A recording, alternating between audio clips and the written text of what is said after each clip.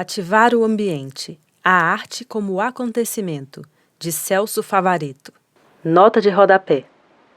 Este texto repropõe aspectos reflexivos e textuais anteriormente desenvolvidos em Incorporação, revista digital Trama Interdisciplinar da Universidade Presbiteriana Mackenzie, volume 5, número 1, página 6, São Paulo, 2014. Incorporação. Corpo e Política nos anos 60-70. Freitas, Arthur, et al., Orgs.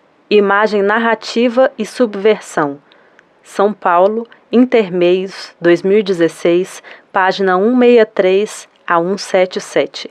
Emblemáticas manifestações ambientais dos anos 60 e 70, Parangolés em Opinião 65, MAN Rio de Janeiro, 1965, Tropicália na Mostra Nova Objetividade Brasileira, 1967, Apocalipopótese no Parque do Flamengo, 1968, Arte no Aterro, Um Mês de Arte Pública, Rio de Janeiro, 1968, Do Corpo à Terra, Belo Horizonte, 1970, Domingos da Criação, Rio de Janeiro, 1971, Mitos Vadios, São Paulo, 1978.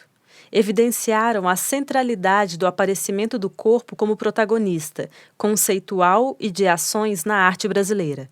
A descoberta do corpo vinha se explicitando no trabalho de Hélio Oiticica, desde as proposições sobre do Parangolé, em 1964. Antes, em Lígia Clark, desde a proposição Caminhando, 1963, e continuou a aparecer ininterruptamente na arte dos anos 60-70. Hélio Oiticica foi quem pensou de modo mais específico e instigante, em suas obras e escritos, a incorporação.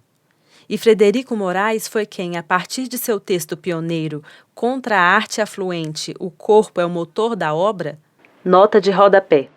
Moraes, Frederico, Contra a Arte Afluente, o corpo é o motor da obra. Revista de Cultura Vozes, ano 64, janeiro, fevereiro, 1970, número 1. O texto aparece mais tarde integrado ao capítulo 1 do livro de Frederico Moraes, Artes Plásticas, a Crise da Hora Atual, Rio de Janeiro, Paz e Terra, 1975. Historiou e extraiu consequências da incorporação como acontecimento central na arte contemporânea. É da diluição das fronteiras entre arte e vida que procedem poéticas da atitude na arte desde as grandes intervenções levadas a efeito pelo trabalho moderno, como em Duchamp, Lígia Clark e Hélio Oiticica, por exemplo, que ressignificavam a ideia de arte e a imagem do artista consagradas culturalmente, interferindo nos modos de apreciação e de circulação das obras, propondo, assim, mudanças significativas na experiência estética.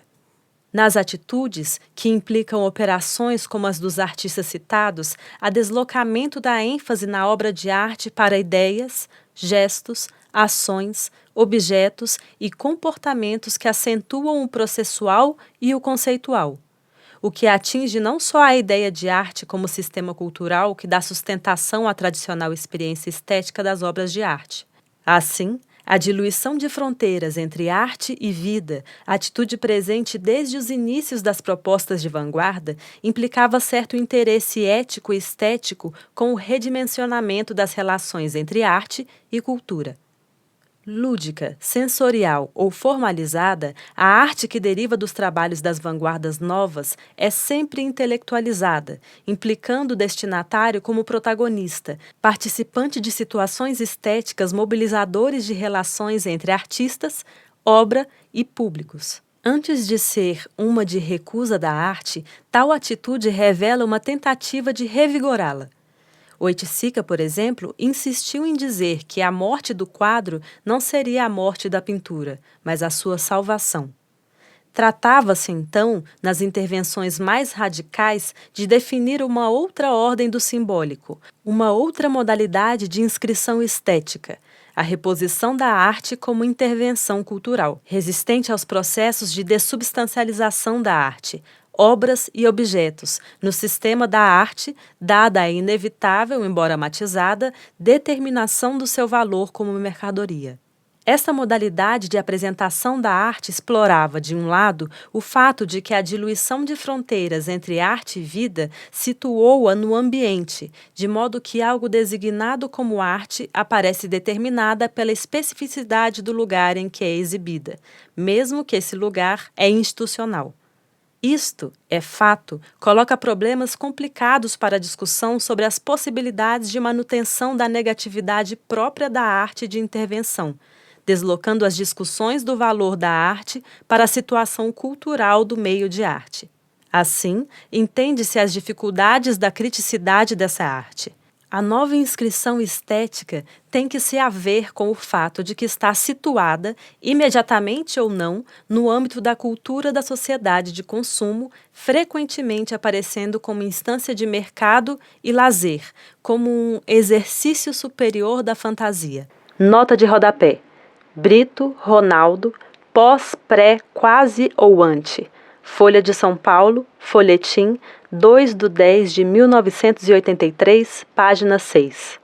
Esse largo traçado da atitude contemporânea, com todas as suas singularizações, quer evidenciar que os trabalhos dos artistas são sintomáticos, sendo, de um modo ou de outro, efeitos do deslocamento produzido desde uma série de operações modernas, com destaque para as duchampianas, atuando a partir do conhecimento das regras de funcionamento das instituições artísticas, tomada como instância de diálogos e jogos. Os trabalhos mais interessantes são aqueles que, como diz Ronaldo Brito, tensionam os limites do trabalho moderno, seus pressupostos, suas questões e seus procedimentos.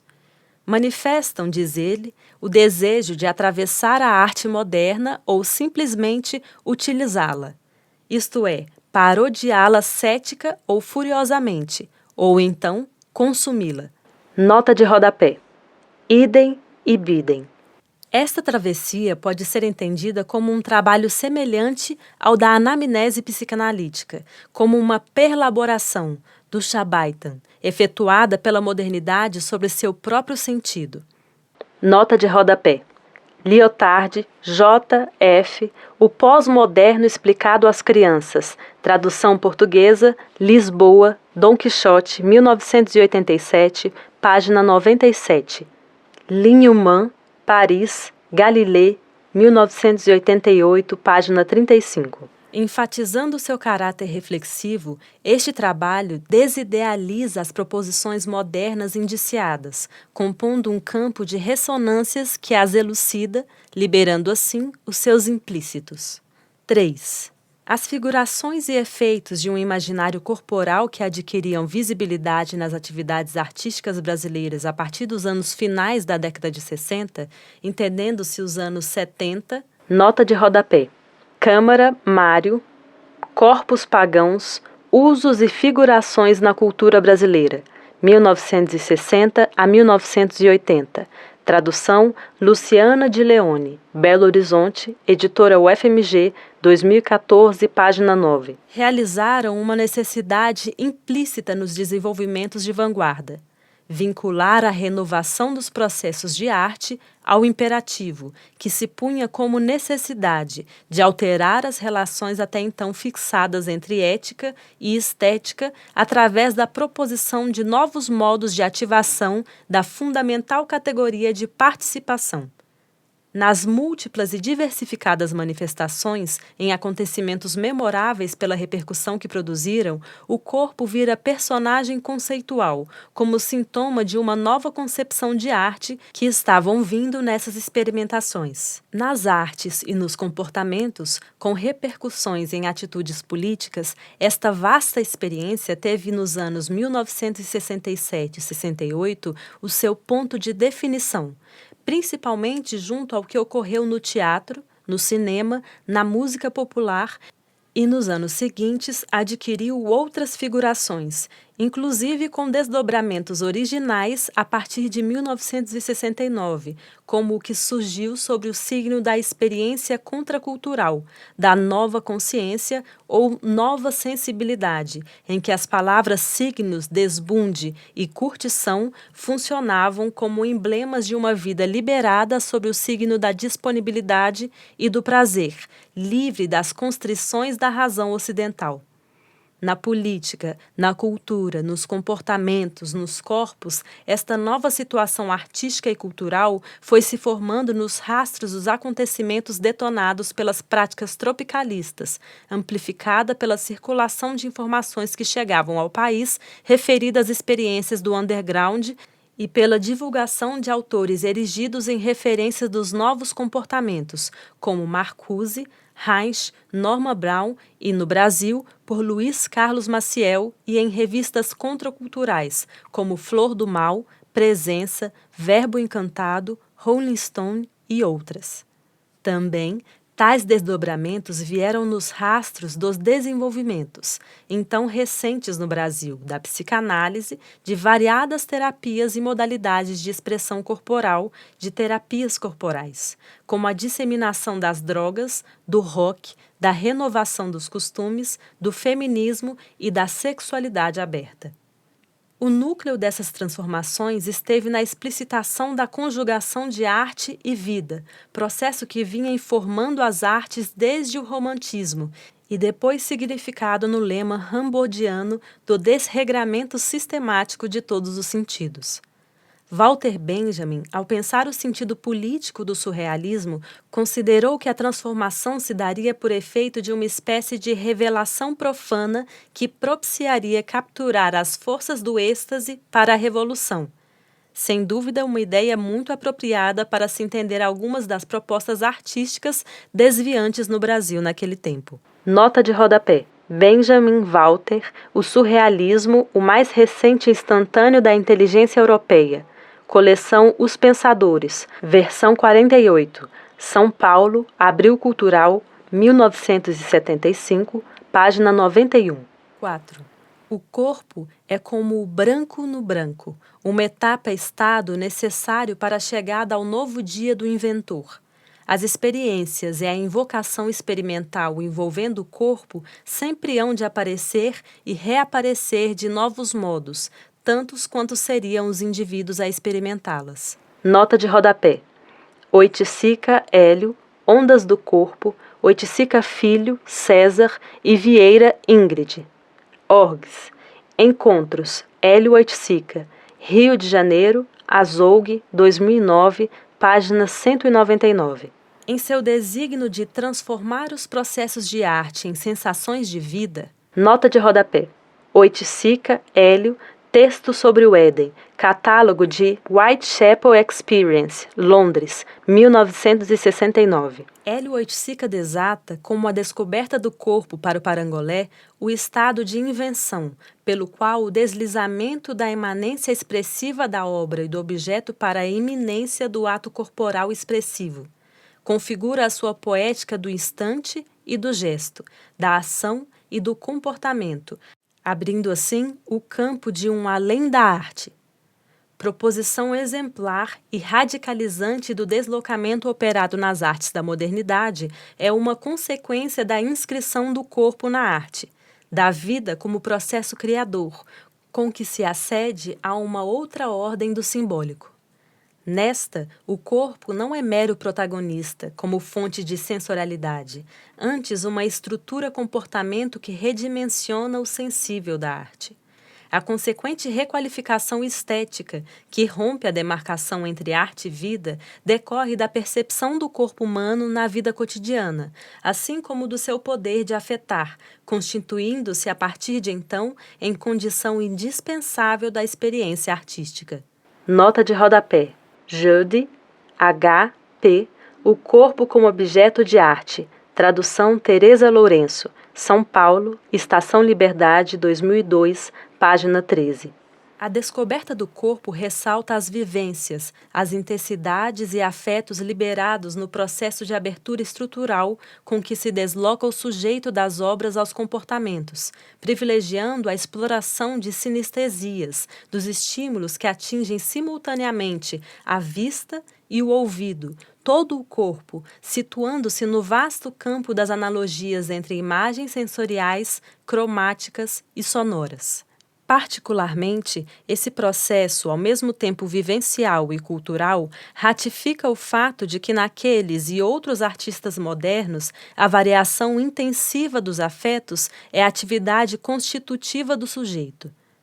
Na dança, na voz e na fala, como música ou ruído, na escuta ou no silêncio, o que entra pelo corpo materializa uma relação de linguagem e cultura que tem na arte o lugar de resistência à simples dispersão cotidiana.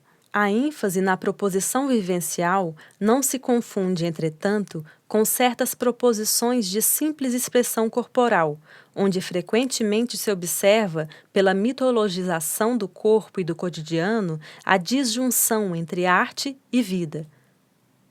Pois não se trata nunca de realismo, de introduzir o corpo em situações, mas de pensar a relação entre o corpo e a arte como uma passagem do real ao imaginário. O mais significativo é quando o corpo vira signo em situação, de modo que os rituais do desejo, por mais crus que possam ter sido, ou são ainda, não desmentem tal posição. Tudo se passa entre, nem representação, nem um suposto real. Esse entre é índice de indeterminação, espaço contingente onde nasce toda a relação, implicando o processo de transvaloração da arte, de modo que o que resulta não é mais nem a arte, nem a vida, empiricamente vivida, as vivências, mas outra coisa, talvez um além da arte. O entre é o lugar do intempestivo, pois o interessante nunca é maneira pela qual alguém começa ou termina. O interessante é o meio, o que se passa no meio. É no meio que há o devir, o movimento, a velocidade, o turbilhão. Nota de rodapé. Deleuze, Gilles. Sobre o teatro, um manifesto a menos. Tradução Fátima Saad. Rio de Janeiro, Jorge Zahar, 2010, página 34 a 35. As práticas que advêm dessas ideias incidem sobre as potências do corpo, que tanto implicam a reflexão sobre o cotidiano e as vivências como expõem ambivalências e contradições sociais, repensam a condição dos homens lançados ao destino e aos debates culturais, anelam pelas utopias de renovação da vida. Complexas, elaboram-se como pulsação dos ritmos, da linguagem e do corpo.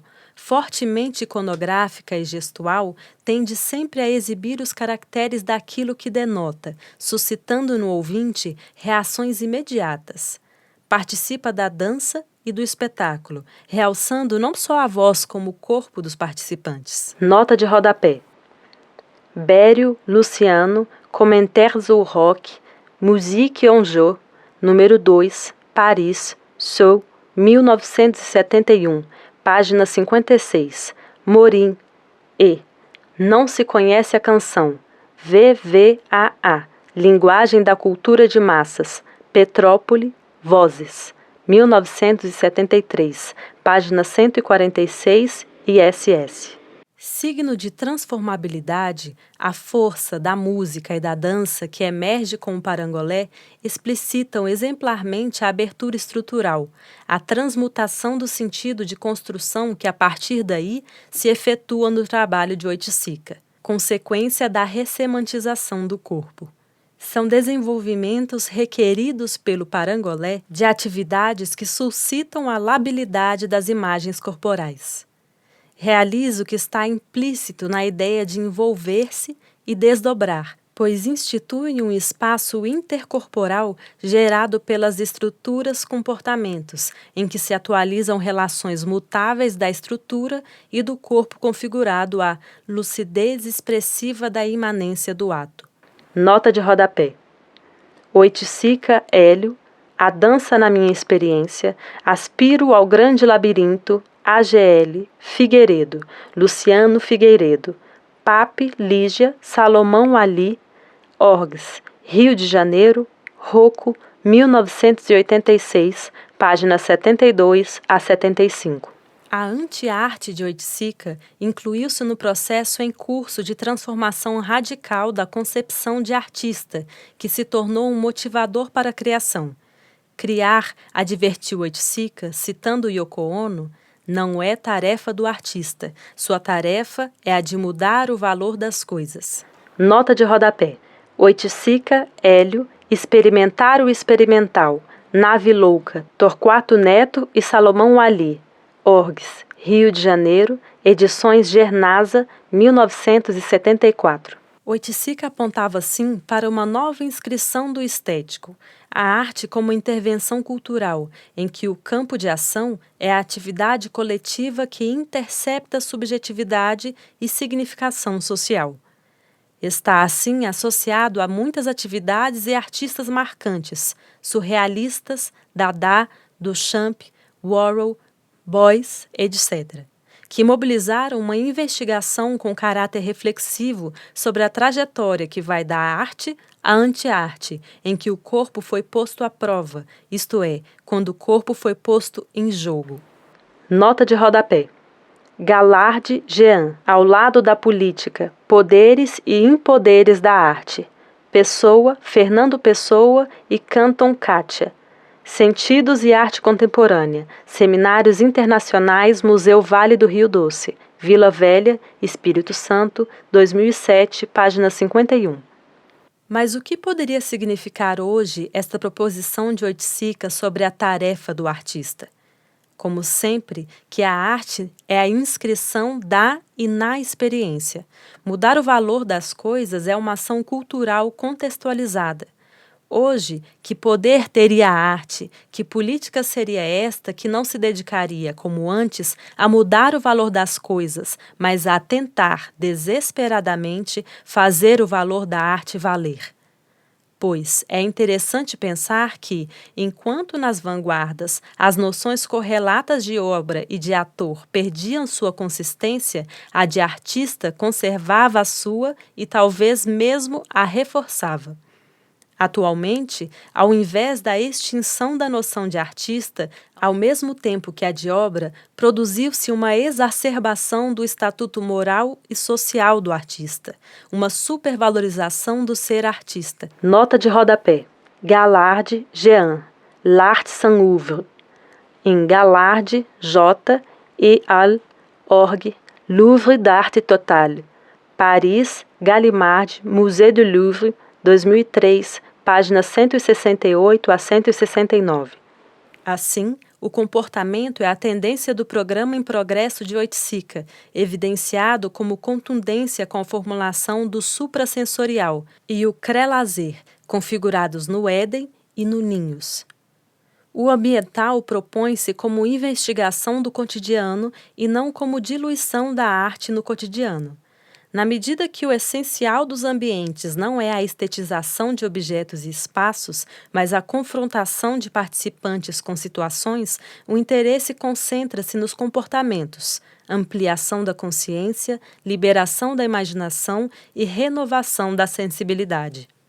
Os participantes, assim, não criam, experimentam a criação, recriando-se ao mesmo tempo como sujeitos. Efetiva-se, assim, a proposição vivencial. Chegar ao outro lado do conceito de anti-arte, à pura disponibilidade criadora, ao lazer, ao prazer, ao mito de viver, onde o que é secreto agora passa a ser revelado na própria existência, no dia a dia. Nota de rodapé. Oiticica, Hélio, AGL, página 100. A anti-arte ambiental, além de conceito mobilizador para conjugar a reversão artística e o interesse político, enfim as dimensões ética e estética, a superação da arte, a renovação da sensibilidade e a participação coletiva, implicava o redimensionamento cultural dos protagonistas das ações. As proposições visavam a liberar as atividades do ilusionismo para que as ações funcionassem como intervenção nos debates daquele tempo. pois para ele, o campo de ação de sua atividade não se reduzia à crítica do sistema da arte. Inscrevia-se como uma atividade coletiva, visionária, em que se interceptavam a produção de novas subjetividades e a significação social das ações. A extensão da arte na vida, a proposta de uma criatividade generalizada liberada pela conquista do espaço real nas células germinativas. Nota de rodapé. Oiticica, Hélio, Crelazer, AGL, página 13 e SS. Âmbitos para comportamentos em que a tônica sensorial desliga os efeitos imediatistas, relativizam a ênfase no conceitual e no procedimental exigidas para a efetivação da diluição do estrutural, a superação da pintura e instauração da arte, nos fios do vivencial, nos exercícios imaginativos, surgidos do tensionamento entre o conceitual e o fenômeno vivo. Nota de rodapé. Oiticica, Hélio, Brasil Diarreia, Goulart Ferreira, org. Arte Brasileira Hoje, Rio de Janeiro, Paz e Terra, 1973.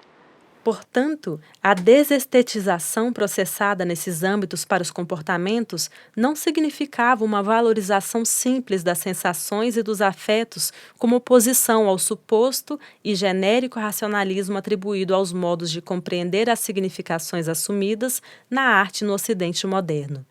Visava antes ao devir da experiência em que a totalização do vivido levaria necessariamente à transmutação das relações entre arte e vida e, portanto, dos indivíduos, através da transformação da arte em atividade cultural, por efeito da multiplicação e da expansão celular. Aí, nos acontecimentos da vida, como manifestação criadora, brilharia o esplendor do sentido, encarnado em situações, indivíduos, processos e comportamentos que desbordariam das regras institucionalizadas do viver em sociedade, em favor de um viver coletivo.